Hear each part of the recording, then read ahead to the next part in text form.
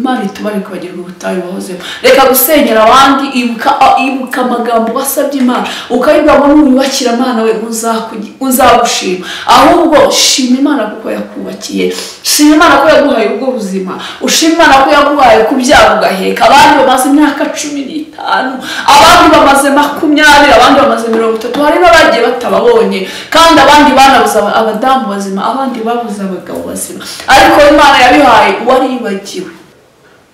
Ubwira Imana ngo Mana ugere ugeremo imbere ibindi ubitesha agaciro, wowe ugeremo imbere ukorope ibirimo ushyiremo ibyawe bizima, usaba Imana yongere gusubize ku rufatiro bwa bwiza wabonaga ku mugabo, bwa bwiza wabonaga ku mugore, bwongere bugaruke. Uyisaba amagambo mabi muva mu kanwa iyavane imishyiremo yandi, nabyo biremera. Amen. Abantu basengerane, reka kuva muri umuntu ndego umugabo yambwiye nabi kandi ngo tumenye ko mu isi nta marayika ubaho, habamo kwihanganirana.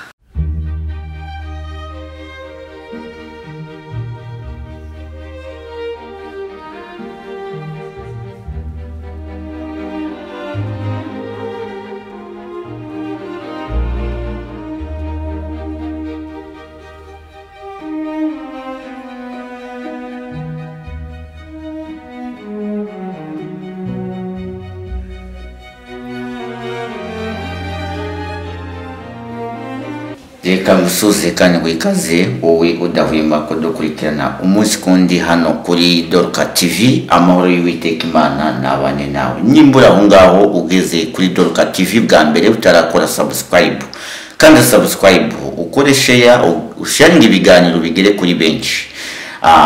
Ikindi uze muri komenti ijambo ry'uyu munsi Imana yateguye ko ribageraho mu mitima yanyu, cyangwa se muri bwakire mu mitima yanyu. Ushaka gutanga igitekerezo nimba ryagufashije, cyangwa se nimba araho rikuvaye, nimba araho rikugejeje, byo ukabitubwira, cyangwa nimba ari cyo wifuza ko dukosora mu bijyanye n'imitegurire y'ibiganiro nabwo ukatubwira, ubundi tugakomeza kubana umunsi kundi turi kuyobowe n'umwuka w'Imana, turi kumwe n'Uwiteka Imana hagati yacu, hagati yanyu, nta mutima ucira urubanza uhari. Okay, nuko ngo none amaraga kandi tugiye kwakira umukozi w'Imana ugiye kutugezaho ijambo ry'Imana. Irakoze wasuhuza abatuye isi, ubundi ukomeza ubaganirira icyo umwuka w'Imana yakutumyeho kubwira abatuye isi muri aka kanya. Barakoze, ndabashoboje. Amahoro y'Imana abiyane namwe mu gihugu cy'u Rwanda no hanze yacyo. Abatameze neza pole, Imana irabarengera. Murakoze cyane. Tugiye kuvuga ijambo ry'Imana. Amen. Tukamanze vuga ngo Imana yizerana ko twabyutse amahoro. Imana ishimwe. Abagize ibyago pole mwihangane, ababuze abafasha mwihangane, ababuze abana mwihangane. Iyi si niko ihagaze, kandi icyo bitabyose ni ukwizera Umwami Yesu. Tugiye gusoma ijambo ry'Imana riri mu Bami ba kabiri ibice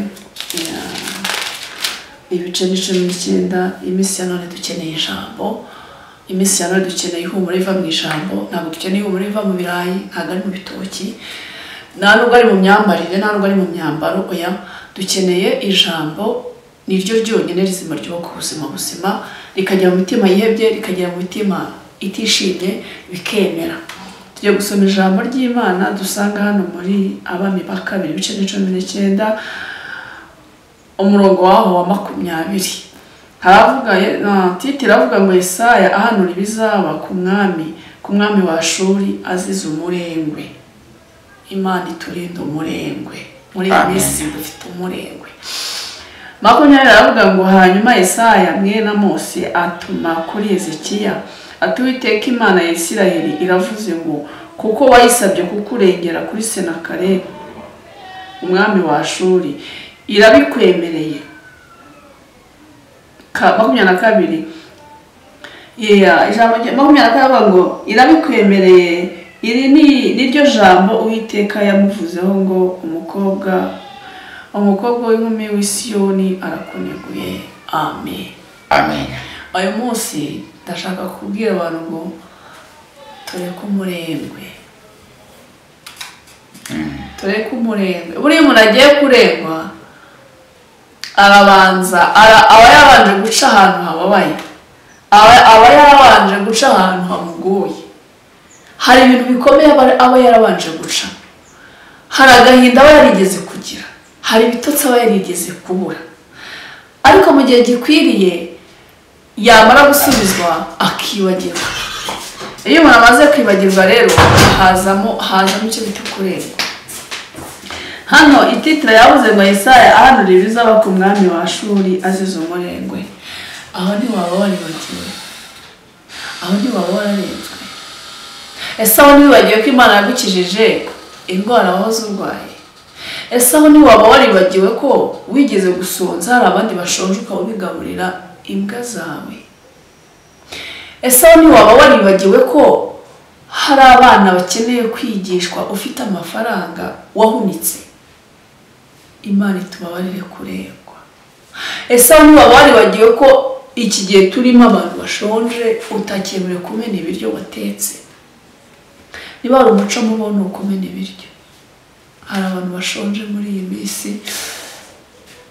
Imana itubabarire kurengwa, Imana itubabarire kwibagirwa aho twavuye. Imana yadukuye ahantu hagoye, yadukuye ahantu hakomeye. ntabwo nzi ahantu Imana yagukuye, nta nubwo nzi ahantu ikugejeje, ariko utekereze iminsi yatambutse, utekereze uko wari umeze. niba kera wagiraga umutima wo kwambika abantu ntabyo ufite, ubu noneho warabibonye, ambika abantu witure neza Imana yakugiriye. niba kera wakundaga kugaburira abantu ugifite bike, wamara kubona byinshi ukibagirwa, gaburira abantu n'iki Imana yaguhereye ibiryo. abantu tureke kwirengagiza hahise, tureke kwirengagiza kumva ko niba wageze aho ugiye hari abandi bakeneye ukajya, kandi bazahagizwa nawe biciye ku Mana, Imana iciye muri wowe. Imana nimara kuhakugeza ubashe gufasha abandi basigaye hahandi wari uri cya gihe. hari ukuntu abantu twicara, wamara kwakira ibyiza by'Imana, wamara kwakira imirimo y'Imana, wamara kwakira ibisubizo Imana yakugeneye, cyangwa se ibisubizo Imana yagambiriye kukugezamo, wahagera ukicara ukadamarara, wamara kudamarara ukibagirwa, wamara kwibagirwa ukarengwa. iyo umuntu yibagiwe ahita akurikizaho icyo bita umurengwe. Imana itubabarire kwibagirwa, Imana itubabarire umurengwe. Amen. hari ukuntu wajya kuryama Imana itaragutabara, ukibaza se nanjye nzatabarwa, nanjye nzicarana n'abakomeye, nanjye nzambara umwenda ntakuburiwe, nanjye nzagaburira abana ku mafaranga yanjye nagiye gufata nkahaha, nanjye nzabona konte nk'abandi. ariko byose Imana yarabiguhaye wibagiwe cya gihe wahozemo. Imana itubarire kwibagirwa, Imana itubarire kwibagirwa aho twavuye, Imana ikubabarire. hari ukuntu umuntu yicara agasengera icyifuzo, n'urugero ukavuga ngo Imana izame kubaka neza. mu ijambo habamo impuguro kandi habamo guhembuka. Imana ikavuga ngo uzanyubakire, uzampe umugore muzima, uzampe umukobwa muzima, uzampe umugabo muzima. Imana yaguhaye umugore muzima, Imana yaguhaye umugabo muzima, ariko icyo wayihembye muri iyi minsi, wayihembye kwibagirwa ko yamuguhaye wabisabye, ahubwo usigaye umureba ukamubonamo ikintu utazi icyo ari cyo. wibagiwe ya masengesho wasenze ngo Imana izaguha urugo ruzima, wibagiwe ya masengesho wasenze ngo Imana izaguha umugore muzima, usigaye umuco ukajya gutwara abandi. ndakwibutsa ko abandi utwara utigeze ubakwa. wibagiwe ya mvura yakunyagiraga, wibagiwe rya zuba ryakwishe, ujya kumureba umubwira ngo ni mwiza, umubwira ngo arasa neza, ariko Imana amaze kumuguha imuguha ari umuntu muzima. ariko kubera kwibagirwa no kwibagirwa ahandi wari uri, ndetse yaje ari umuntu ufite ibitekerezo bizima. iyo Imana ihaye umuntu imuha byose. ntabwo yaguha umuntu udatekereza, araza akagufasha mugatera imbere. wamara gutera imbere ukibagirwa bwa butayu wahozemo.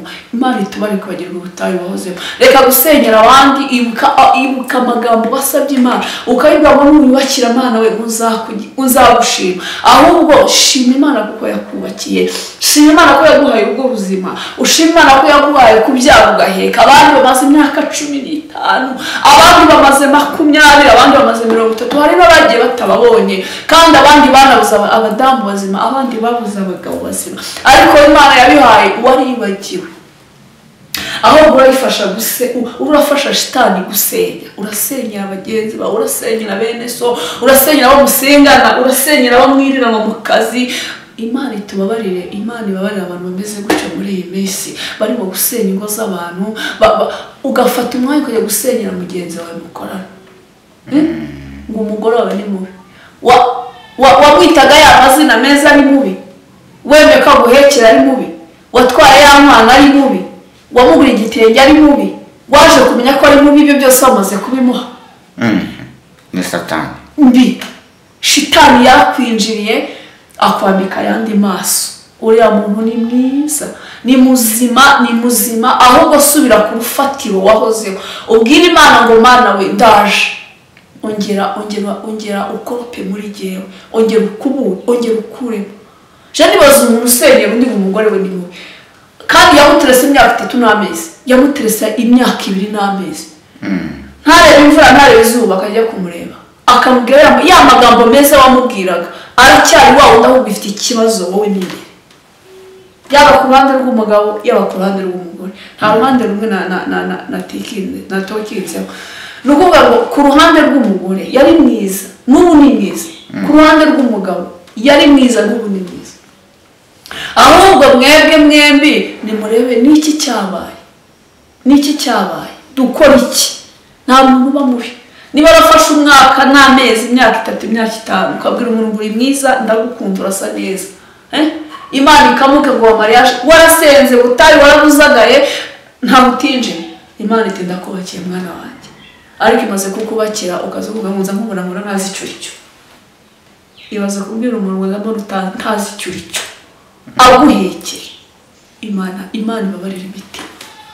N'umurengwe uwo nukwibagirwa ko abandi babo. Ubu dufite abantu basenze batarasubizwa, barasenze ntibarasubizwa, kandi si uko barusha gusenga, si uko barusha kuba baravukiye 9, si nuko barusha ubwiza, si nuko barusha igisekuru kizima. Ni impuhwe z'Imana yakugiriye.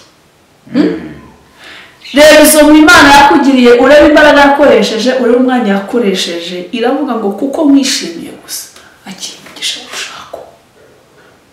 Ubwira Imana ngo Mana ugende ugeremo imbere ibindi ubitesha agaciro, wowe ugeremo imbere ukorope ibirimo, ushyiremo ibyawe bizima. Usaba Imana yongere gusubize ku rufatiro bwa bwiza wabonaga ku mugabo, bwa bwiza wabonaga ku mugore, bwongere bugaruke. Uyisaba amagambo mabi muva mu kanwa, iyavane imishyiremo yandi, nabyo biremera. Amen. Abantu basengerane, reka kuva muri umuntu ndego umugabo yambwiye nabi, kandi ngo tumenye ko mu isi nta marayika ubaho, habaho kwihanganirana. Habaho kwihanganirana. Niba utihangana ntabwo uruzuza imbuto z'umukristo. Umugabo azihanganira umugore, umugore yihanganira umugabo, umwana wihanganira. Niko kwiza kuba muri isi. Ariko abantu ibyo byose barabifashe, yibagiye ubutayu yasenze, yibagiye imvura yamunyagiye, yibagiye imisozi yagenze, yifuza urugo ruzima, yifuza urubyaro. Za ntangazo mu byaro tuko umwana gito twumva giteye ubwoba, akibagirwa ko yafashe umwanya wo gusenga bwa ngo Mana ngo mumaguheka muzagushima. Ariko yamara kumubona agatanyaza gutuka ashingiye kuri karande ziwaba havuka. Mukaze mutuka abana muri karande, nimukajye mutuka abana ngo mushingiye kuri karande ziwaba. Iziwabo ukazifata ugatuka umwana ushingiye kuri karande ziwabo bitewe n'ibyo uzi basekuru bakoraga cyangwa banyirakuru, ukazifata ukabihuza. Imana itubabarire, Imana ibababarire, abantu dusubire ku rufatiro, tureke kwibagirwa, tureke umurengwe. Data ntaho yagiye arahari, Kristo ntaho yagiye arahari, kandi iteguye kutubabarira. Amen. Kuri imbabazi z'Imana zari ntaho zagiye. Imana umugisha, kandi Data akomeze abane natwe. Kadusenge. Mana mu izina rya Yesu, ndagushimiye kuko uri Data twese mwiza, uri ibyiringiro byacu, uri amahoro yacu, uri imbaraga zacu, ni wowe kubaho kwacu. Mana ndasenze ndinginze ngo ugende mu mitima y'Abanyarwanda, ugere mu mitima y'abatuye isi. Mana woroshye imitima, utira amahoro mu mitima y'abantu. Uturinde kwibagirwa aho twavuye, uturinde kwibagirwa urufatiro. Ukomeze utugirire neza, uturengere muri byose ku manywa na nijoro, mu izina rya Yesu.